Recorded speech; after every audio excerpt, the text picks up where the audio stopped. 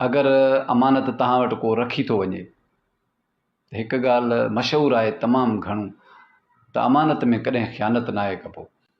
अमानत सामान हुजे, शख़्सियत हुजे, मिल्कियत हुजे, काग़ज़ हुजनि, सोन हुजे, पर खणी अगरि को शख़्स तव्हांखे का ॻाल्हि ॿुधाए थो त मां हीअ अमानत करे तव्हां वटि ॻाल्हि रखां थो, मुंहिंजी ॻाल्हि कंहिंखे बि न ॿुधाइजो, इहो बि अमानत आहे। अमानत में कॾहिं ख़यानत न कजो। ॾिसो, अगरि तव्हां वटि का बि अमानत को शख़्स रखी थो वञे, तक़रीबन अमानत तमामु घणी जेका गहरी हूंदी आहे न, उहा हूंदी आहे वसियत। को शख़्स कंहिंखे पंहिंजो सॼणु सम्झी अॼोके दौर में वसियत रखंदो आहे उन वटि, चवंदो आहे त मां जॾहिं जहान छॾे वञा त मुंहिंजी इहा वसियत फलाणनि ते पहुचाइजांइ। पर हाणे ख़बर त कोन्हे जंहिं वटि उहो रखे थो त उहो ई अॻु में अगरि मरी वञे। ज़हन में हिकिड़ी ॻाल्हि रखी छॾींदा कयो त अगरि कंहिंजी अमानत तव्हां वटि पयल आहे ऐं तव्हां सोचो था त मूंखे हीअ हर हाल में मालिक ताईं पहुचाइणो आहे, सोन आहे, ज़ेवर आहे, हीअ 5 ॻाल्हियूं आहिनि, मां त खणी वसियत जी ॻाल्हि कई, मूंखे हर हाल में मालिक ताईं पहुचाइणो आहे, खणी तव्हांखे केतिरो बि टाइम लॻे थो। हिकु त पंहिंजे लाइ ज़िंदगीअ में इन जे करे अलाह जे अॻियां दुआ घुरंदा कयो त या अलाह मूंखे एतिरी हयाती ज़रूरु ॾिजो, हीअ फलाणे जो अमानत आहे, मुंहिंजी हयाती वॾी आहे नंढी आहे मूंखे ख़बर कोन्हे, पर एतिरी हयाती ज़रूरु मूंखे ॾे जो हीअ अमानत आहे, मां हीअ अमानत माण्हुनि ताईं पहुचायां। मां हीअ नियापो या जेको कुझु उहो शख़्स मूं वटि रखी वियो आहे, मूंखे अहिड़ो लाइक़ु सम्झी मूं वटि रखी वियो आहे त जीअं मां उनजो भरम रखी सघां। एतिरी हयाती मूंखे अलाह पाक ॾे त जीअं मां पंहिंजा हीअ वकुलनि तो वज़न लाहे छॾियां। अमानतदार शख़्स जेको हूंदो आहे न, उनखे कंहिंजी परवाह न हुजणु खपे। उहो ईअं न सोचे त मूंखे अगरि हिन शख़्स हीअ अमानत ॾिनी आहे, मां पंहिंजे भाउ खे, पुट खे, सौट खे, मासात खे ॾेई छॾियां त बाबा हीअ फलाणी शइ वञी फलाणे खे पहुचाए ॾे। इहो इंसान में ऐब न हुजणु खपे। अमानतदार हिकु वॾी शख़्सियत हूंदो आहे, जंहिंखे हू चूंडे थो त हीअ मुंहिंजो अमानतदार थी सघे थो, उनजे लाइक़ु आहे।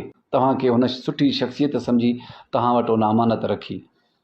तव्हांजे भाउ खे उन बहितर न सम्झो, तव्हांजे पुट खे न सम्झो, तव्हांजे मासात खे, सौट खे, या तव्हांजे कंहिं बि ॻोठ वारे या तव्हांजी बिरादरीअ जे कंहिं बि शख़्स खे उन बहितर न सम्झो। हुन तव्हांखे चूंडियो त हीअ शख़्स जेको आहे त मुंहिंजो अमानत करे सघे थो, मुंहिंजो अमानत टाइम ते पहुचाए सघे थो। मुंहिंजी जेका हीअ ॻाल्हि आहे, जेका मूं हुनखे ॿुधाई आहे त हीअ अमानत आहे, त हीअ माना ॿिए कंहिं सां कॾहिं न कढंदो। इहा ग़लती हरगिज़ न कजो त माना मुंहिंजी हीअ अमानत मां फलाणनि खे ॿुधाए छॾियां। कॾहिं बि उन्हनि जे अॻियां कचहरी न कजो। ऐं इहा ई ॻाल्हि तव्हांखे कदावर बि कंदी, तव्हांजी शख़्सियत खे वधाईंदी, ऐं तव्हां तमामु घणा सोभर बि थी वेंदव। तव्हां उनजे सोच जे मुताबिक़ पूरा लथा आहियो त यकीन कयो त तव्हां तमामु घणा हिकु सुठी शख़्सियत में तब्दील थी वेंदव।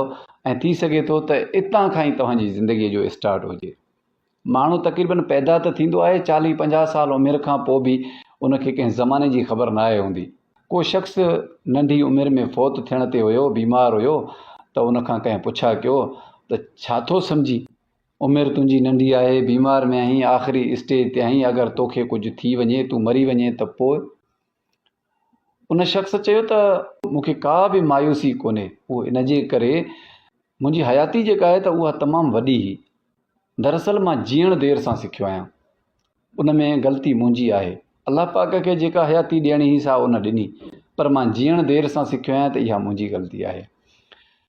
तक़रीबन माण्हू 50 साल जा थी वेंदा आहिनि, पर पोइ बि उन्हनि जी का शख़्सियत ज़ाहिर कोन थींदी आहे। 60 साल जा थी वेंदा आहिनि, 70 साल जा थी वेंदा आहिनि, खणी 80 साल जो बि थिए, पर उन्हनि जी शख़्सियत कॾहिं ज़ाहिर न थींदी आहे।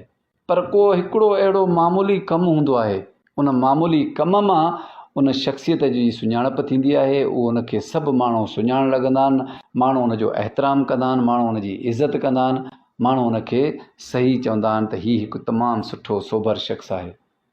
ॻाल्हि आंदीसीं असां अमानत ते। थी सघे थो त तव्हां वटि को अमानत रखे थो, थी सघे थो तव्हांखे को ॻाल्हि ॿुधाए थो, तव्हांखे सुठो सम्झी तव्हांखे का न का शइ तव्हां वटि रखाए थो, त उन ते तव्हां पूरा लहंदव त यकीन कयो त तव्हांजी ज़िंदगीअ खे तब्दील करे छॾींदो। उहो हिकिड़ो कमु, तव्हां 1000 ॿिया कमु कया, कॾहिं बि तव्हांजी कंहिं सुञाणप न कई, 1000 तव्हां माण्हुनि सां चङायूं कयूं, 1000 माण्हुनि सां वफ़ायूं कयूं, 1000 माण्हुनि सां उथिया वेठा आहियो, पर तव्हां ॾिसो था त असांजी त का सुञाणप थिए ई कोन थी। पर को हिकिड़ो कमु अहिड़ो हूंदो ज़रूरु ज़िंदगीअ में जेको तव्हांखे पधिरो बि कंदो, चिटो बि कंदो ऐं तव्हांजी सुञाणप बि कंदो ऐं तव्हांजे कद बुत खे बि वधाईंदो। उहो कमु कुझु बि थी सघे थो। हिकु त पाण में हिकिड़ो वज़न ॾिसिजो त अगरि तव्हांजो वज़न छा आहे।